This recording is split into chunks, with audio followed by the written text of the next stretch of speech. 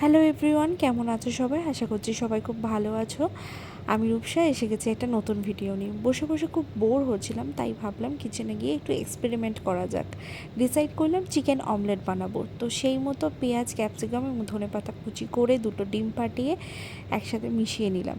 দেন চিকেনটাকে কিউব করে কেটে salt, black pepper, garlic powder, oregano সব দিয়ে একটু ম্যারিনেশনে রাখলাম।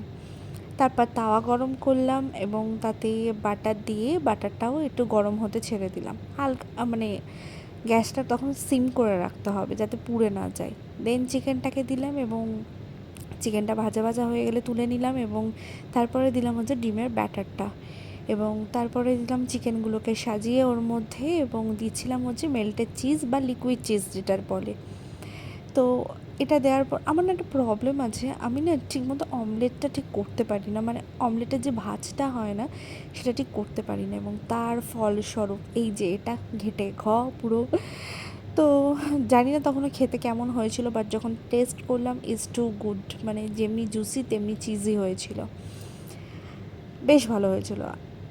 আজকে না প্রচণ্ড ডিস্টার্ব আছি, আজকে মুডটাও খুব একটা ভালো নেই, ভালো লাগছিল না, তাই জন্য ঠাকুরের সামনে একটু বসেছিলাম। আমি মেডিটেশন করতে পারি না, জাস্ট বসেছিলাম।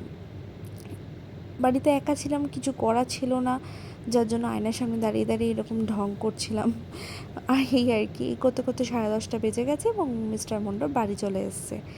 তো আমাদের স্যাটারডে সানডে এর পরে 2 দিন ছুটি আছে। এই আর আজকে ডিনারটাও খুব সিম্পল ছিল, জাস্ট ডাল, ঢেঁড়স আলু ভাজা, ডিম সেদ্ধ। এই আমার ওই যে বললাম মুড ভালো নয়, এই জন্য আমার খেতেও ইচ্ছা করছিল না, তাই জন্য একটু জোর করেই খাইয়ে দিচ্ছিলো। এইটুকু তো প্যাম্পার করাই যায়। তো এই জাস্ট খাওয়া দাওয়া করলাম, এই করলাম, এই ছিল আমার দিনটা। তোমরা কেমন কাটালে জানিও। চলো টাটা, গুড নাইট সবাইকে, সবাই খুব ভালো থেকো।